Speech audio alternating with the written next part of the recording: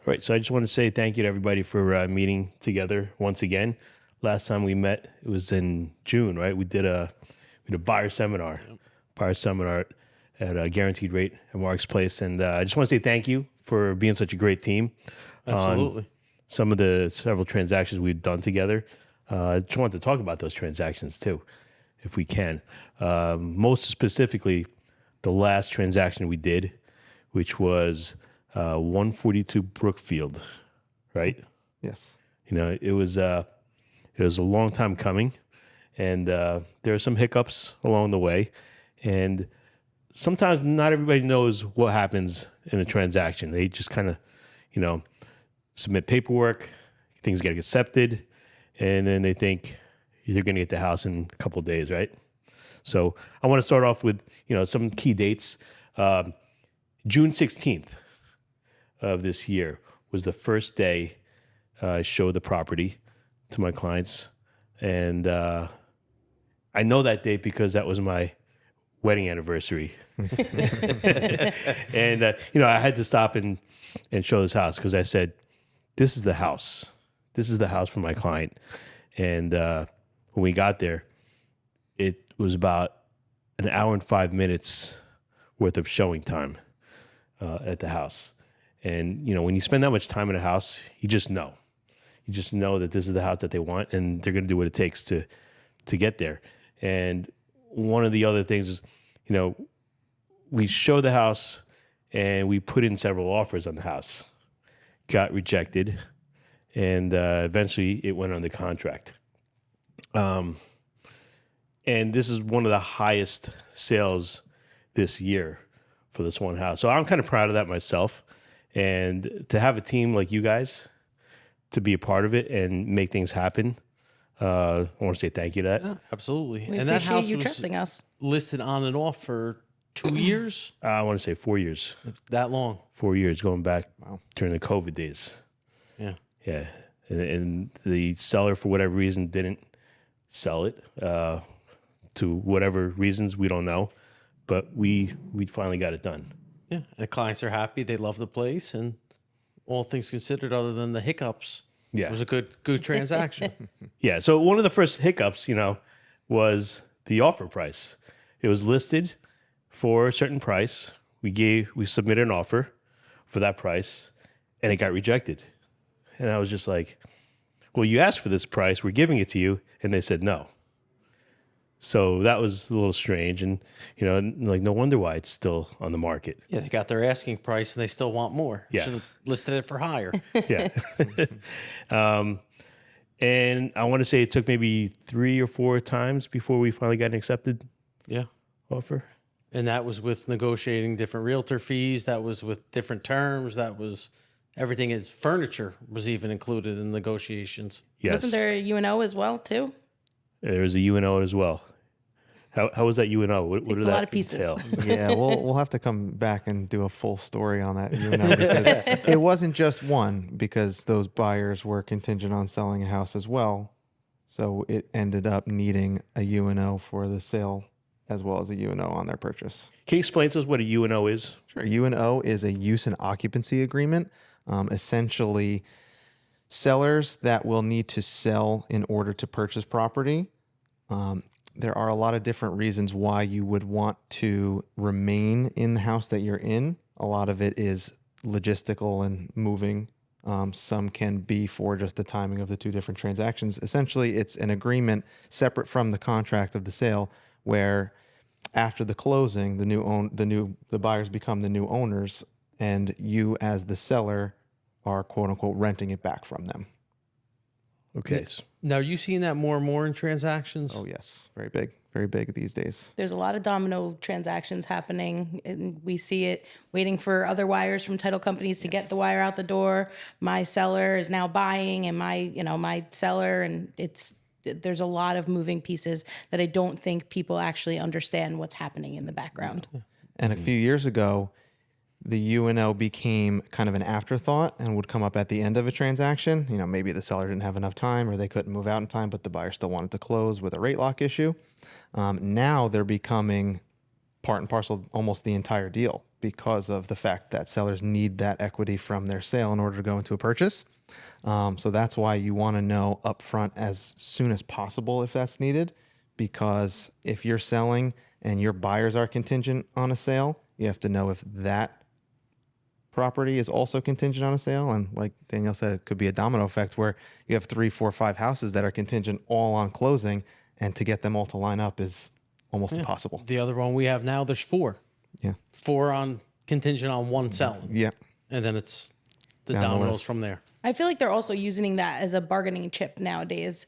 If a seller needs more time and a buyer's willing to wait and they're not in a rush, they're almost using that as in the negotiations as well to make their offer a little bit sweeter. Yeah, it's definitely something that entices a seller when they know that they don't need to schedule moving trucks for moving out 9 o'clock in the morning and then getting everything off that truck in the new house the same day at 4 o'clock. So Yeah. something that kind of helps out with the stress of moving. I mean, some of the other parts of the moving parts includes a rate lock, right? Yeah, absolutely. That was one of the things on the one we had was the rate lock expired on a certain day, and it was to close that day. Rates have increased since we initially locked it, and that was one of the big things, the big push on ours on Brookfield was to close on that day so the buyer didn't have to accrue extension costs. So if you go past that, you're at risk at losing money because you have to pay. I think the tentative extension cost on that one, if we pushed it back, was almost $1,000 Yeah. in rate lock extension costs. So now you're weighing the options of a rate lock expiration, a UNO, that gets costly as well, right? So what is what's the cost of a UNO typically? Typically, the standard is the sellers will pay back the buyers at a per diem rate what they would be carrying that house at for the mortgage, principal and interest, property taxes, and homeowners insurance. So it's kind of like just you covering your carrying costs. Sure, you want to make it a wash so that the buyers don't have to carry 2 mortgages. They don't have to worry about having any late payments on that mortgage because they're going to close and become the new owners at that point. Yeah. We have one together now where in order for our seller, who's our buyer on the next transaction, the buyer of their place waived any sort of fee. They're letting them stay rent free for a month. No costs, no utility cost, no rent cost, nothing. So you're seeing that now where the sellers they want the place so bad they're willing to eat an entire month of carrying costs. Yeah, we see that a lot too. It's like I said, everything's a bargaining chip now to make sure that your offer is the one that gets accepted. So they're definitely getting creative. That's right. Who's willing to give up the most? Yeah, that's unfortunately what it's gotten to. Yeah. Yeah, I think we were lucky in this specific transaction because there were no multiple offers. There were offers in the past, but I think this type of house wasn't for everybody. And I think other buyers came in looking at the house saying, this is going to cost $200,000-$300,000 to renovate it the way I want it. And luckily for our clients, they said, I like this house just the way it is. And they were going to do what it took to get the house, which took some time, but got it done. Even the appraiser, when it came time for appraisal, walked in with the appraiser. He goes in and he's looking at the ceilings. He's like, holy shit, what is this place? Like, he was just amazed. Yeah. And like, looking around the local comps, he's like, there's nothing like this. But he was just like, just amazed by the original woodwork. When was that house built? 1800s? 1895. Yeah. Yeah. It was owned by one of the vice presidents of Bank of America. Not Bank of America, Bank of Nutley. Really? Yeah. So I actually did a little bit of research on the house myself. I went to the library, the public library, and I spent hours just trying to find any kind of background history on the house, which was, the closing gift we gave later. but it was, his history behind the house. Just every time I spoke to somebody, there was something about it, So it is a unique house. Now, the gift that you gave him, that was an aerial photo of the house, but it was the current house or the house? It was a current house in black and white. Okay. Yeah. So I kind don't know of if it was like, the aerial from back in the 1800s. Well, I wish I could have got yeah, I it. was saying, it's kind of A hard little to get tough to that. get. Come to Yeah. think of it. Yeah, there wasn't drones then. But throughout the whole summer, it was, it was definitely a journey. I thought we had everything set in place, and there were some hiccups along the way, and maybe Mike could go into more detail about those hiccups. Sure. Yeah. So from what I can remember, it was a fairly smooth transaction. The biggest issue was known about at the beginning was, as we just talked about, the use and occupancy agreement. So our clients needed to sell their property and have a UNO. So we negotiated with that with the buyers in the beginning, and we needed to line up the timing of everything in order to make it all work, which then came to the last minute closing issue, which was on the purchase. We found out last minute that there was a deceased I forgot about ex-wife issue that was not known about at the outset of the transaction. Which why your vesting is important, people. Yes. And we would have never known either. The questions were asked, but who would even think about asking, is there a deceased divorcee in the equation? That never. And you crossed found my that mind. out once you did the searches? Is that when that came up? Yes, because when they said that he had an ex-wife, that the current wife was not the one he was originally on title with, that's when the questions were asked. And then we had to go get the estate work. A daughter had to fly in from Colorado. I believe. Yep. So the last minute, there were a lot of pieces that needed to fall into place, but they did. Somehow they did. They did. I mean, I think it was like, we have to close next week. And then I got that call from the client. Like, we're going to close next week, right? And I said, sure, yeah. And, Famous last words. and I'm seeing emails flying through all of a sudden. I call Mike. I'm like, Mike, what's happening? What's going on? And Mike's like, I'm trying to figure out right now as we speak. It's a difficult and delicate situation because you have to coordinate with two different sides. So on a sale that we know we have a UNO, this was all agreed upon in the beginning. So the buyers for essentially 2-3 months have gone through their transaction.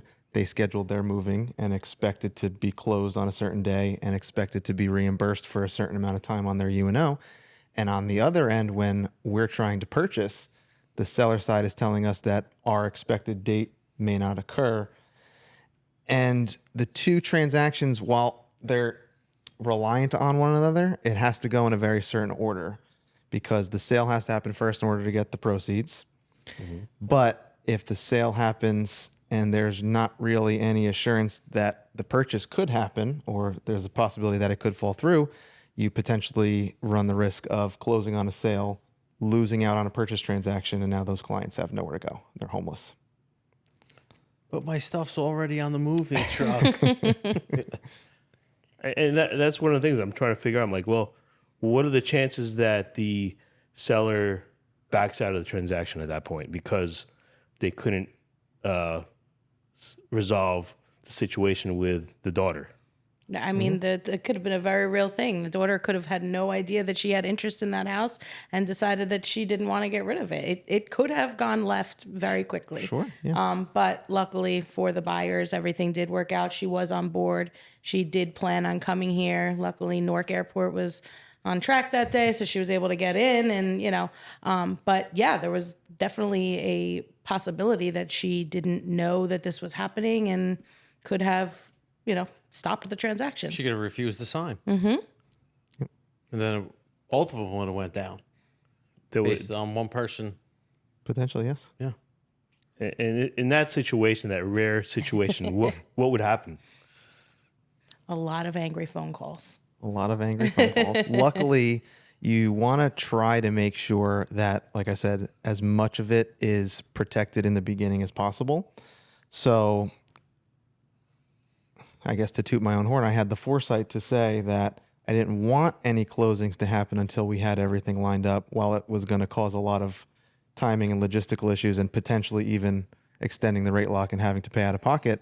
It was the safer option, potential hypothetical. If that purchase did fall through, we had language in our contract on our sale that said it was contingent upon that. So we would have been able to not move forward, or at least extend the offer to the buyers to say, we have an issue that we need to figure out. Can we come to some kind of separate agreement?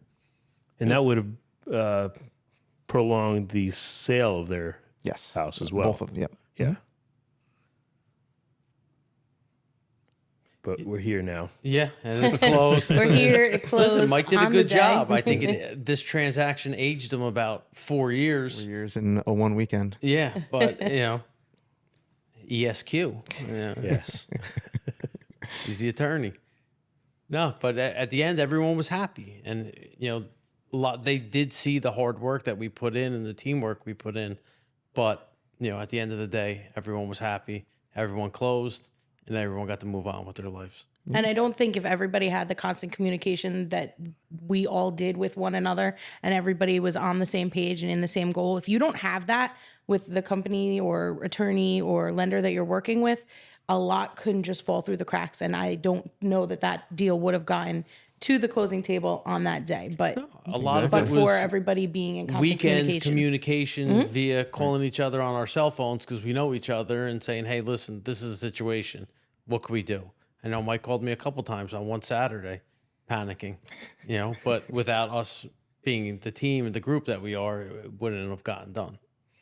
I think when I called Danielle, she already knew what I was calling about. And she was very helpful for me, because, I'm trying to keep my composure with the client, because she wasn't going to move out of her house. Right. And I don't think I've ever had this experience with a title company to walk me through the steps as to exactly what's happening.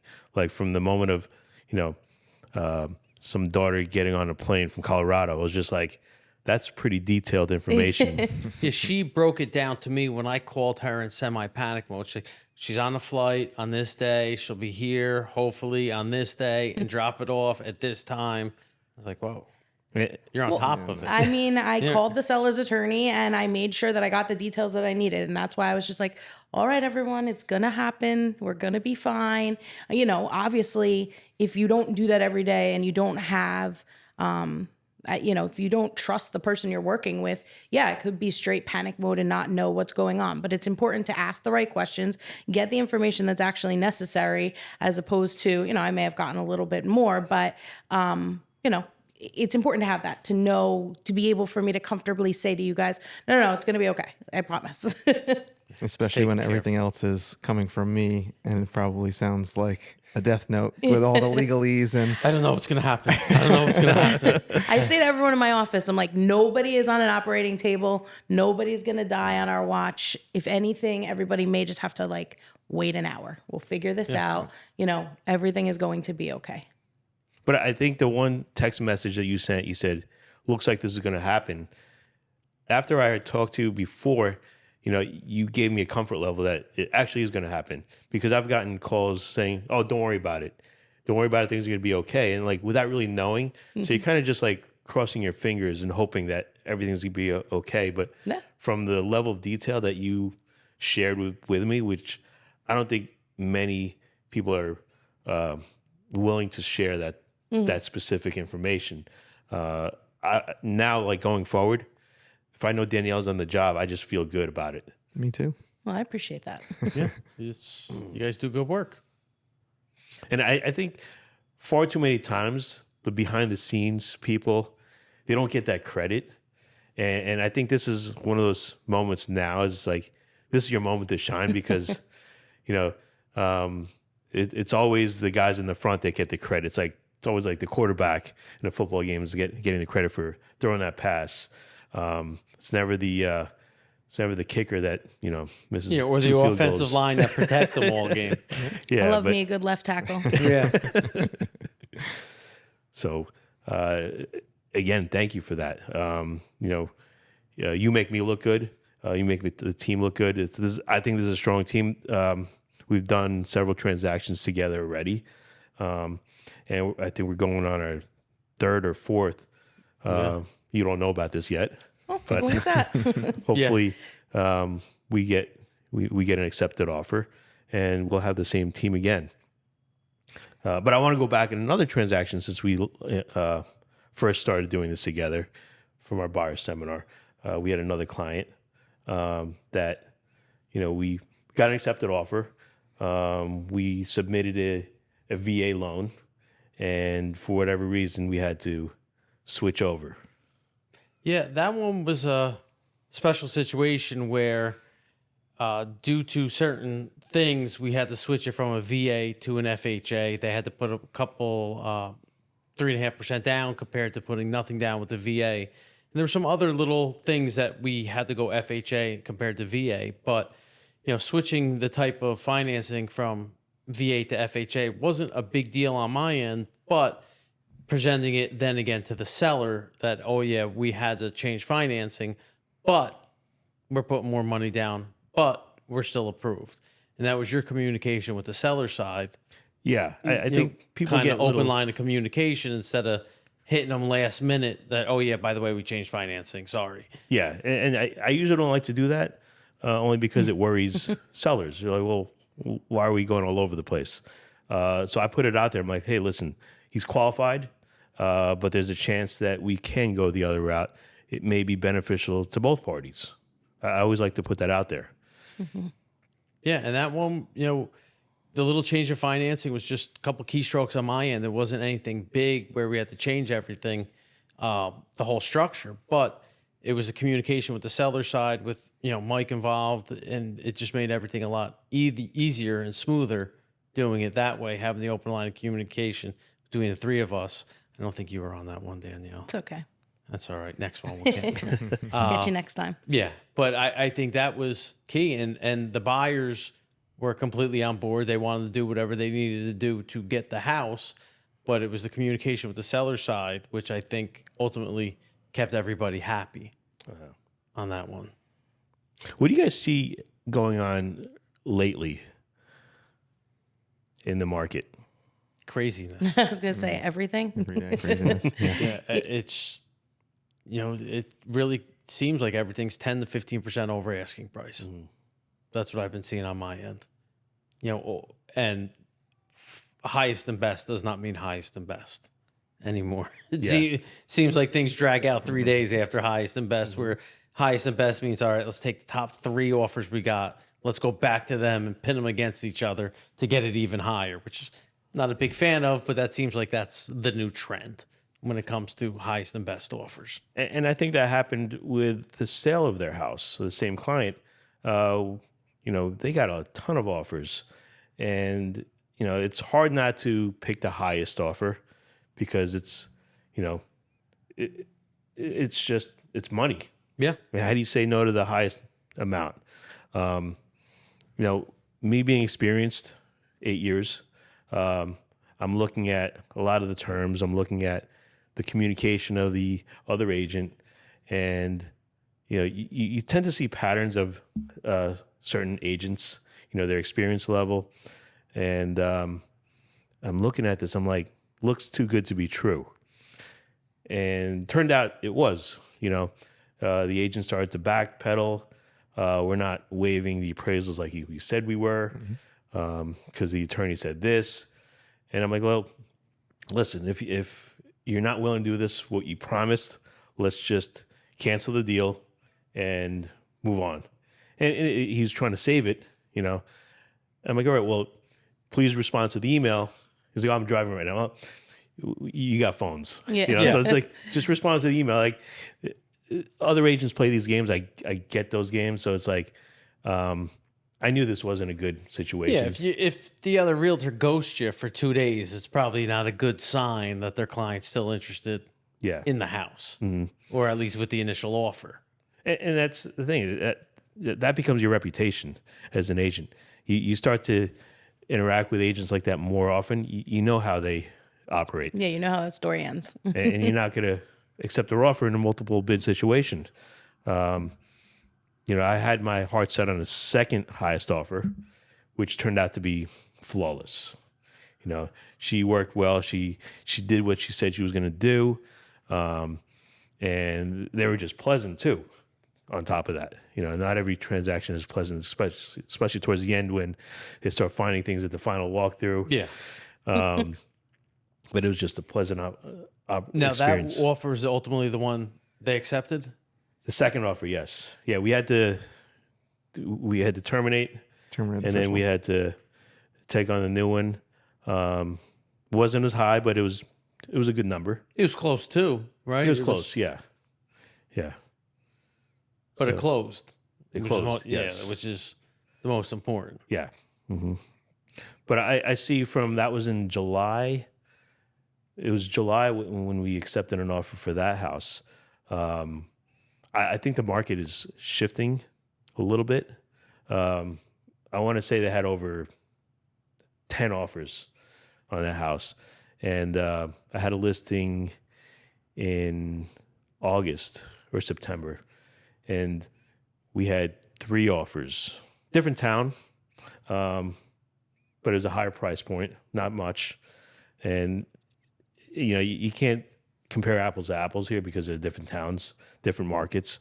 But I do see a little bit less of the competitive bidding on my end. Like I said, in certain towns, Yeah. there's certain, the client that we have together, I don't know how many offers they got, but I think they were close to 20 something offers on a 2-family in Nutley.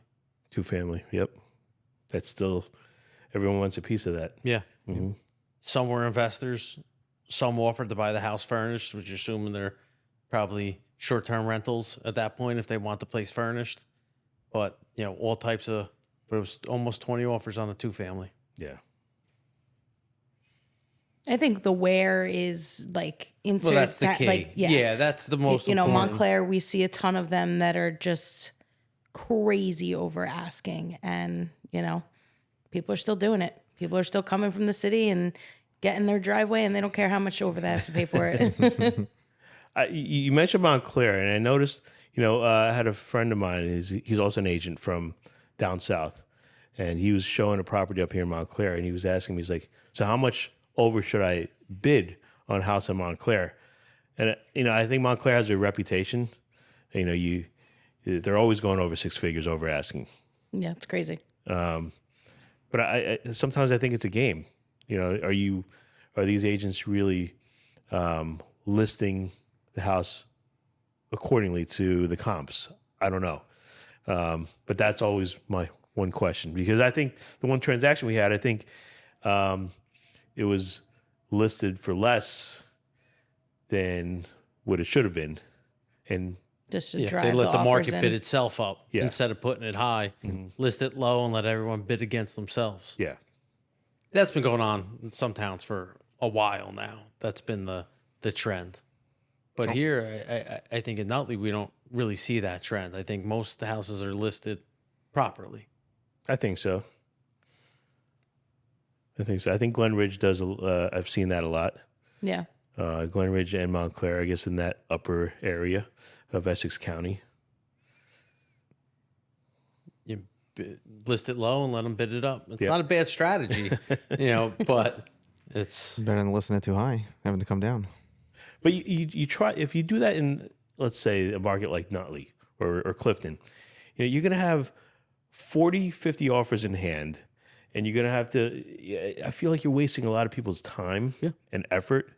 If you just listed it closer to what you'll have more realistic 10 to 20 decent offers, Yeah. because they're all clumped in the same price point. Yeah, Yeah, you don't and- need 40 or 50. You need one. one good Yeah. one. Like that's what you need. So that is all the agents had to write all those contracts up. You had to review all of those contracts All with the your pre-approval clients. letters, Like, yeah, well- think about how many people were actually affected by that. And at the end, one person gets that house. That's why I thought when I had that one listing that had 3 offers, I'm like, This is how it should be. You know, the one goes bad, you go to the other, and that goes bad, you have a third backup. And then, you know, it's not wasted effort on anyone's part. Yeah.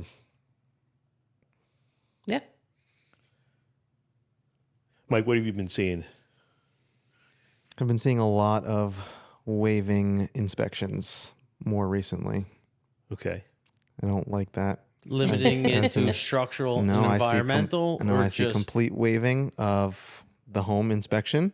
Maybe they'll still do for environmental, meaning just a tank sweep or radon. Not too big of a problem around here, but yeah, it's shifted from everybody saying it's going to be limited to certain aspects of home inspections to now they're not even going to enter the home and do a home inspection. A client called me up today, and he was putting an offer in on a house in North Coldwell, and he didn't understand what the realtor was saying, waiving it for informational purposes only.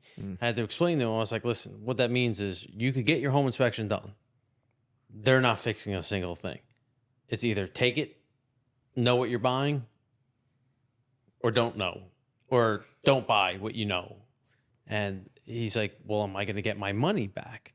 Well, that's even a point of contention between a lot of attorneys. Well, and I said to him, I said, listen, that's not a Marc mortgage question. That's a realtor/attorney question. I was like, I'm not going to answer that one. I don't know if you're going to get your money. Depends on how the offer is written up. I said, that's not my lane of the transaction. Right. And he's like, well, is there a chance I don't get it? I said, it's all depending on how your offer's written up and what it states. But would you advise a client, or that's more of a you question, would you advise a client to make an offer on a house with just informational purposes only for an inspection, not getting their deposit back? It seems like it's kind of crazy. I typically wouldn't. It all depends on the motivation of the buyer. Sometimes the buyer just wants a house so bad. And, you know, I've been through that where they say, well, we want the house. We just want to know what's wrong with it. Mm-hmm. You know, and there have been situations where once they close, hot water heater goes, the AC goes. You know, you do have the option to get a home warranty, but if you don't get that, now you're out all this money. Yeah, they got to pay for. I've been in a situation where I've represented the seller, and there was contamination of oil from an oil tank from the house next door. Oh, wow. Leaked out to their property. Yeah. They decided to not sell the house. Wow. So, you know, I don't know what the law is. If you find contamination, well, maybe you can go over something like that. I've actually never approached that situation where, so the sellers actually had never had an oil tank. It was just Well, they had an oil tank. They got it removed. Okay. They had soil samples taken, and the soil samples showed contamination. And was it proven that it wasn't from the tank that they removed versus the tank that the neighbor removed? It wasn't proven, but the level of the oil showed consistent depletion over the years. So the only conclusion you can come up with is it was from the neighbor. Is that conclusive? Hopefully you have a good enough relationship with your neighbor to go over and say, hey, or a good attorney. At least split it. Yeah. I mean, that's when you have to start to look at. But I mean, if you find contamination in your house you were looking to sell, are you obligated to remediate that? Yeah, that's going to be. Yeah. I mean, if you don't sell it, you still have to. Yeah. Yeah. I won't tell you where that house is then. Yeah. Keep that one quiet. Yeah, but that's what I've been seeing on my end. It's just people are just willing to give it all away just to get their offer accepted. And one client said, well, we could change the terms after. I was like, no, you can't change terms based on the results of the home inspection. I said, you know, structural environmental is one thing. Informational purposes, you're going to get a stack of papers. That mean nothing, essentially. Yeah. They're not doing a single thing. Take it or leave it. Maybe you get your deposit back. Maybe you don't. But that's all how the offer's written up. And that's why we hire an attorney to protect you from situations like that. Yeah. Well, you know, this guy, I had the conversation, said, well, you might want to loop in an attorney if this is what they're saying. It was an estate sale. and this is what they're saying, it's for informational purposes only, you might want to have an attorney review the offer prior to submitting it, just to make sure you're covered, instead of just hoping the realtor puts the right verbiage in there that you get your deposit back. And he's like, well, it's actually not a bad idea Because it's doing something like that. It's an understanding of two different sides. Because my understanding of informational purposes only could be different than your understanding. Absolutely. At least for me in our office, when we see informational purposes only, we typically see that as you're just paying somebody to tell you about the house before you buy it, but you're not able to ask for anything from the seller. You're not able to back out of it if you find out a major issue. It's just for your information. It should be communicated when the offer is being made that everybody's of the understanding it's either you're going to do home inspections and there's either the ability to ask for items if there's any defects, and there's potentially the ability for the buyer to back out or not. That has to be specified Yes. in the contract. Yeah. Yeah. And that's what I told him. I was like, this isn't a me question. This is a, realtor and attorney question. I'm not. Not mortgage Mark. I'm not touching this one. Well, I've also learned that as is isn't always as is either. No. And honestly, it's something that I usually talk to a lot with buyers nowadays, is that, at least in our understanding, I'm sure we could go back and forth with 100 different attorneys. You'll get 100 different answers. For us, every transaction buying somebody's house is an as-is, unless it's a new construction or you're going into that contract knowing that some improvement or upgrade is being done at the outset. You could go under contract and say it's as is, but if the seller says, well, we're going to give you a new roof, that's not as is anymore, because now you're not getting it as you saw when you made your offer. As is should be anything with that house as you made your offer, it's going to stay the same unless you have home inspection rights into that. Mm-hmm. Are you seeing a lot of people just completely just say, you know what, we'll take it as is, regardless how bad of a condition it is? Or are you trying to kind of talk them off that ledge of, hey, probably not a good idea to give all your leverage away? It depends. A lot of the times I'll get offers that come in and they want to start attorney review and they want the house so bad. I don't really have much wiggle room. I'll have the contract that says we're limiting it to very major problems only. We're waiving the first $2,000, $5,000, $10,000 worth of inspection items. And by the time you start to tally all that up, most of the time there's some things wrong. There's something wrong with everybody's house. But by the time you get to the ultimate issue, they just find out that the house is lived in, it's used, it's fine. There are times where there's major structural problems. Somebody needs to put on a brand new roof, or there's some structural issues in the basement or with foundation. But most of the time it's issues that don't amount to too much. One of the things I've been seeing a lot is buyers trying to use the seller's home inspection they had prior. Oh, no. And that's why I always say, it's like, I'm not a big fan of that idea. They're giving you a piece of paper that says what's wrong, but how do you know the information that's in there is actually accurate? Well, so that's what I tell my buyers, is that if you were to get those reports, you should read them, because there's a whole bunch of pages at the beginning and at the end with the home inspector's liabilities and waivers.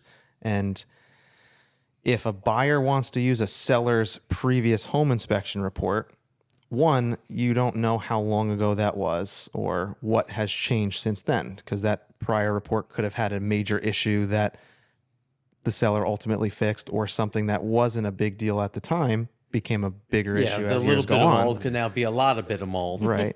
The second issue is that if the buyer takes a previous report and relies on that and then closes, accepts the property the way it is, and then realizes that the home inspector missed something or didn't point something out, they don't have any liability against that home inspector, They because never they paid contracted for it, with the right? seller. Right. The home inspector contracted with the seller, and they don't have any liability between each other. I've been seeing that on a couple transactions. People have reached out to me and said, hey, to be proactive, the seller had a home inspection done. I was like, yeah. That's the same thing with the surveys too. Like, oh, I'm going to use the seller survey. You're spending all of this money on a house right now. Protect yourself. Get your own survey. Make sure that it's issued to you. Is it required? Do you have to have a survey? No. But in the scheme of things, the $800,000 survey that you're going to have to know where your property actually is well worth it. Yeah, that's why I always say you're spending $1 million on a house. What's another $800 Yep. to know where your property lines are? Or does PSE&G have an easement cutting across your backyard? Exactly. And you were putting in an in-ground pool that you are never going to put in because you don't actually own that. Yeah, no. And Sometimes that's the reason why people are buying a house, because they like this house, they like this lot. Maybe I want to Oh put my in a God, pool. my backyard's going to be amazing. And then they find out they can't. Yeah. Have you, I guess I'll ask you now as the title expert, have you seen any issues with how surveys are being certified to people? This might be a very niche and technical question, but what we're trying to do now is we've been trying to have the surveys that are done during the transaction for a buyer also certified to the seller of the house at that time. Oh, really? I'd have to do some more legal research into this, but our reasoning is because we want to be able to have that ability to go back to that seller if there was an issue. And surveyors, if they're doing a new survey, don't want to have that liability. The liability on them for putting the seller's name. Yeah. Haven't had that asked of us or anything like that. We normally just certify, obviously, the attorney, our underwriter, us, and the buyer and the lender, if there's a lender as well. But yeah, we have not had anybody ask that or poach that subject yet. So I'm interested to see what you find out. What are your thoughts on corner markers? I always say huge waste of money. Don't get them. I think so. Waste of money? Agreed. Yeah. Yeah. Corner markers? Yeah. With the stakes? Yeah. I bought them when I bought my house. You spent the extra $600 on the stakes that some kid walked by and pulled it out in the front lawn and he was walking home. There were from actually school. like these what do you call those, iron like rebar. rebar. Yeah. That was in the sidewalk. And it was, I guess, whoever bought the house before me did a survey, because that was the exact same spot that that was marked out. And they just put another a highlight fluorescent paint In the sidewalk. Yeah. It's good to know. I did not get corner markers. No, I did not either. It's a huge waste of money. Yeah, good to know. Yeah. But that's not my place to advise, so I steer clear from that. Well, I always kick that one to the attorney Yeah. too. It's we don't require them, but talk to your attorney. Yeah, and that's something where I kind of like, whenever clients ask me questions, I kind of know the answer, but I don't want to be liable for giving them that advice. I'm like, well, this happened recently to me, but I need you to talk to the attorney to get the final answer. Or Mikey on gets this. all the phone calls. Yeah. Well, you know what? Mike called me a month and a half ago with a question about tax liability for someone getting $1 million gift from a family member. I was like, that's not my lane. And I texted a buddy of a CPA, number of a buddy who's a CPA, and he explained everything to Mike. But that's why I like working together, because she has her lane, you have your lane, you have your lane, I have my lane, and we trust each other to answer the information to the clients, on what's in their lane. Absolutely. And we don't have to step out. Yeah. and You're not going to like potentially fake it till you make it and just be like, oh, yeah, God. Yeah, give bad Do that. information, and we don't have to. Yeah, you're able to say what you know and what you don't know, but also have the resources. So you guys have every resource that I have open to use, the same Absolutely. as, Mark opened up his resources to Mike. Yeah. I mean, for example, if I know that the radon count is, say, 4 picoliters, to me, that's not a big deal. Now, I'm going to say, you're going to have to talk to the attorney, see what he says. Yeah. Just kick on it to that. Mike. Yeah. He went to law school. And I've been balking a lot on home inspections too. Home inspections are one of those very rare and tough issues because they're the biggest roadblock in probably everybody's portion of the deal. If we don't get past home inspections, we're not closing. I tell you not even to order title until you're through it. Which we try not to. Yeah. There's a fine line between advising and telling people what to do. So a lot of the times I'll tell them, there are points where you need to tell me what you are comfortable with, and then we can go from there. I'm sure there's buyers that would take a house with radon that's past the legal limit versus a buyer who doesn't understand what that is. And I could go as far as explaining what that would mean, but would never want to say, I think you should or should not do something. It's about the liability. Sure. Right. Because if I tell a buyer, you should ask for this, this, and that from the seller in home inspections, and the seller says that I'm not doing any of that, now the deal's dead, I'm going to move on to another buyer, they're going to come back to me and say, well, why'd you tell me to ask me for that? Why'd you give me bad And info? if I don't tell them to ask for something 6 months after they've closed, well, how come I didn't ask for this issue that is now a $20,000 repair? My friend told me that if I had asked earlier, I could have got the credit. And you didn't. You always get that friend. My friend said, Everybody's got a friend. Everybody's got a cousin. my friend said rates are lower. Well, I don't know what to tell you. Yeah. I want to speak of a specific situation where, the attorney came back with a credit that they wanted.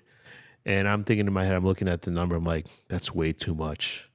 And I'm like, I'm going to write a number down and you're going to talk to your attorney. And then once you speak to your attorney, I'm going to have the same number. I'm going to take a picture and send it to you. And we were pretty close. But the attorney's number was a little bit higher. So that was like one way of doing things because, I feel like depending on the type of buyer, like if it's a first-time home buyer, they get scared of everything. Mm-hmm. If you say it's asbestos, they want to run, right? Especially radon. Like you're like, what do you mean radon? What do you mean it's cancerous? You got this gas that's coming through your foundation that might be bad for you. Yeah. You might get really sick. What do you mean? Yes, I think first-time home buyers get scared when they hear all these environmental hazards and safety concerns, when in fact, there's solutions to these things, and they don't cost that much money. I think the latest thing is lead paint. Has anybody been or in a situation where lead paint kind of slowed them down in the transaction? I've actually never had a situation where lead paint You better killed knock on or wood right now. slowed down a transaction. Never.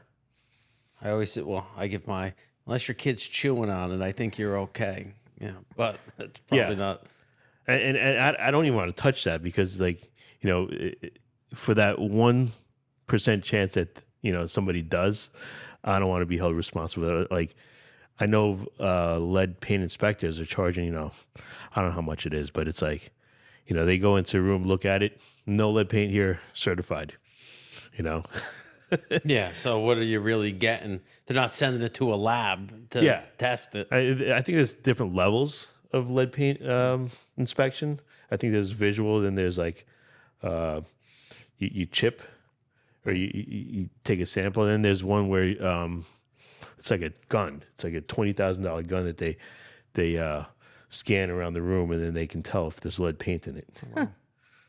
And that I think that's like Don't a think of lifetime. anything. Yeah. It's like a lifetime. But if you pay for the lifetime scan, it's like, I'm making up a number. It's like $2,000. Okay. But if there's lead, then you got to remediate it and you got to do it all over again. So it's like most people don't do that unless it's a brand new, not brand new, but like totally renovated construction. Yeah, I haven't come across any transaction that was ever hindered by lead paint. I don't think so either. Yeah. Yeah, I don't think so. I guess the lead paint department's doing their job and making sure. Yeah. Yeah, now wait. We'll see the next one will have lead-based paint all over it. Going back to our, we did a buyer seminar, and somebody mentioned Federal Pacific. Federal Pacific came up in one of my transactions recently. It wasn't the box, but it was I guess it was an outside exterior panel where the pool supplies or the pool pump was. Okay. So is that a major, is that something that's a defect that would fall under those categories of safety concerns or environmental No, sure. If you have a good attorney, you can argue anything as a safety defect. Now, with those, they're not tripping when they're supposed to trip. Is that the issue with those Federal Pacific, panels? they say they cause fires. Yeah. The biggest issue in terms of our transactions is that it's hard to insure properties that have those panels. That's why they become such a problem outside of the safety defects and why they're no longer used. So the insurance company will actually ask what kind of Yeah. panel that's in the house. That makes sense. Yeah, this was identified. It was identified in the home inspection. I was shocked because I looked at the electrical panel. It didn't say Federal Pacific, but it was the outside panel that went to the pool pump. They ended up offering a credit on it when, again, as is, it's not necessarily as is. They're remediating the problem, the sellers. Sure. Well, I would argue if I was representing the buyer and they'd said they wanted to take it as is, during their time of seeing the house before they made their offer, they probably would have never known before having a home inspection. So that would be something that comes up where you have true intentions of you don't really want to nitpick and you want to take it as is long as there's nothing wrong. And that's the benefit of having a home inspector. They can point out to issues that you would have never noticed otherwise. Yeah, it makes sense. That's why they hire you, Mike. Hopefully. Yeah. So I think we're running out of time. But before we go, we didn't really get to know each other's personal life. I know Mark and I talk about baseball here and there. I know Danielle's a Green Bay fan. No right? way, really? Mike, what are you? I'm a Giants fan. Giants fan. Tough loss. Tough loss this past week. That was a tough loss. I was watching that game. I was like, somehow they're going to find a way to lose, and they did. Did they lose the game or did the Broncos win? What do you think? 33 points in In the fourth quarter? fourth quarter. I think you lost the game. You could be a Jets fan. Could be worse. It could be worse. My kids, they're blaming it on the kicker. And I'm like, far too many times the kicker gets blamed for losing the game. And I'm like, it wasn't the kicker's fault. The Packers kicker right now was a substitute teacher 2 weeks ago. He wasn't even employed. So, kickers matter. Yeah.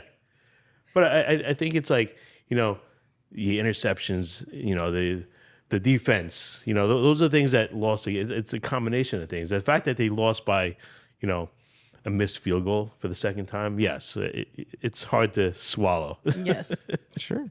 But just like us, that's why we're a team, right? Yeah. Wins and Yeah. losses as Wins a team. the team, loses the I team. mean, if somebody loses out on a purchase because of one small thing, Yeah. you got to see whose fault was it? Was it the kickers? Was it Mark's? Were you the kicker? Nah, it wasn't me. It wasn't Mortgage Mark. It wasn't me. It was the attorney. The attorney's fault. It's not his lane. No, not my lane. So Last question. Uh-oh. The Steelers and the Packers next week. I will be there. Pittsburgh? Mm-hmm. Nice. Very Yep. nice. It's going to be hard to see Aaron in other colors, but it's okay. You He's did been see doing him in pretty the good. Jets. Didn't I you didn't see? go. What did he play for 45 seconds Oh, that's true. Yeah. before he broke your heart? Yeah. No, I'm excited for it. How good are we on time? Is that 54 minutes? Okay. Where do you see the market going as far as values in our direct area? Let's say Nutley. Where do you think we go over the next calendar year? Next calendar, I think the market's going to stabilize a little bit. I think things will be a little bit more. You're going to see less and less of multiple offers. Instead of 10, you're going to see 3 or 5. That's where I see it. But you think values will potentially stabilize? I think they're going to plateau the next year. What are your thoughts on that? I think we still go up another 10%. Yeah, I think you have such an influx of people wanting to get out of the city. yeah. And I think they're all just keep pushing out. I think we go up another, my guess is another 5 to 10%, I think is where we wind up. I also do think that even a lot of the companies in the city that went fully remote are starting to bring people back in. And in the area we're in, we're close enough that you can be out of the city, but then back in the city in 20 minutes. So like, I feel like that's the advantage in this particular area, at least. As where other people were going west and getting like the big land and stuff, with these companies having people come back in, I think that where we are, it's going to benefit this area. What do you think, Mike? I never know. I never That's know. not till- his lane. Yeah. No. And you know, it's funny. I did an open house yesterday in Morris Plains. I was at the train station. And I'm doing research. I'm like, it takes an hour and 20 minutes. I'm like, you know what? I'm going to make it look better. I'm going to call it 80 minutes. Only 80 minutes from Morris Plains to New York City, Penn Station. And I'm thinking to myself, I'm like, is this good though? You know, like from where I am, it's definitely less than 80 minutes. It's probably like 30. If you got on Delawana, how long before Yeah. you're... Yeah, 25 minutes, 30 And minutes. I'm like, this is a hard sell, 80 minutes. But for the amount of land you get out there, Yeah. You always got to know what the person's why is. Yeah. Why are they selling? Why are they buying? Where they're buying. So once you find out their why is, you find out a lot. there's so much development going on out there. I'm surprised. Like a lot of old corporate buildings getting converted into mixed use, storefronts on the bottom, condos on top. You go along Route 10, you see a lot of that happening. Yeah. And, you know, I don't know if you've ever been out there lately during rush hour. It's impossible to get onto 287, 80. You're creeping down Route 10 towards the lights. Yeah. I did that for years, 10 years ago. And it just slowly creeping. And I'm thinking to myself, I'm like, these values out here are, you know, it was a 2-bed, 2.5-bath condo for over $500,000. It was $530,000. I know prices here are a little more, but we're closer to the city Right. over here. Yeah, it's crazy. You used to be able to go out half hour from here and you find a nice, affordable, good starter home. Yep. And unfortunately, those houses don't exist anymore in the 3s or low 4s. Those are now, you know, Five. 5, Yeah. 5, 6s. And that happened quick. That was what, 4 years, 5 years? Yeah. As quick as everything shot up like it did? And I think there's too many cars on the road. Like, it doesn't matter where you are. You know, I got into Route 3 this afternoon. I was going to take my son's bike to a bike shop in Paramus because that's where we bought it. And it's just merging into the one lane. I'm like, this is 12 o'clock in the afternoon. I'm like, there shouldn't be traffic On right a now. Monday. On a Monday. Yeah. So I just turn around. I'm like, you know what? I'm going to pay somebody locally to fix this bike than waste that time going up there. Because that's a good two hours out of my day. I'm like, you know what? $60, $100, whatever. I'm going to spend that and get more done here locally than Call a mobile bike guy. that's who I called. Yeah, comes to your house. He came to my Such house. thing exists. Oh, he's been around for a Yeah. while. Oh Yeah. my It goodness. was so fast. I'm surprised he even was able to make an appointment with me today. Pops his hitch, brings out his tools, his rack. He does everything right there in your Wow. driveway. Yep. Yeah. I used him once years ago on one of my daughter's bikes. Yeah. Same thing. Called him up. He was there half hour later, did what he needed to do. And But if you were to take your bike to a bike shop, you'd be out of bike for like at least a week because there's a backlog. It's just sitting in the shop on queue waiting for it to mobile be. bike guy comes to your house and your kid could ride it when he got home from school Yeah, today. that's exactly what happened. Yeah. Look at that. Shout out to the mobile bike guy. Yeah. Yeah. Well, got to get him on here next. Yes. How about the garbage can cleaners Nutley has now? I did see that. That's something that I was, you know, because I look in there, I'm like, oh man. Yeah, I live on a street where, you know, people walk by all the time, and you know, once the garbage gets picked up, They're nice enough to use your garbage can. yeah, Yeah. How many poop bags or whatever else get tossed in there? yeah. There's another company, the Toronzo brothers. You know them? They are a power washing company. They clean windows, they clean houses, and I posted a video of my new listing coming in Bloomfield, and it was a little, you know, needed work, and he he sent me a message. He's like, hey, it looks like that could use a good power wash. I'm like, this is the power of social media right here. Yeah. I'm like, send me a quote and I'll pass it along to the owner. You know, it's amazing how social media works like that. Did he wind up power washing the house? That was just yesterday. Okay. So hopefully he watches this video and Yeah. Who's next? yeah. Sarah, go around so everybody's names and Yeah. Right. You want ladies first? Oh, yay. All right. What do I just say? My name? What do you want to do? Name your company. Okay. And I'm going to start off by saying thanks to everybody for coming, for listening, for watching. And if you're staying here till the end, I'm Danielle Esposito from Evident Title Agency. yes, and thank you. I'm Mike Mattia, real estate attorney with Emmons and Nicosia, offices 244 Chestnut Street in Nutley. my name is Christopher Andres of Coldwell Banker Realty. I'm a broker salesperson, and I've been in the Clifton office for the past 3-4 years. Marc Calicchio, VP Mortgage Lending at Rate out of the Nutley, New Jersey branch. All right. Thanks, guys. The end.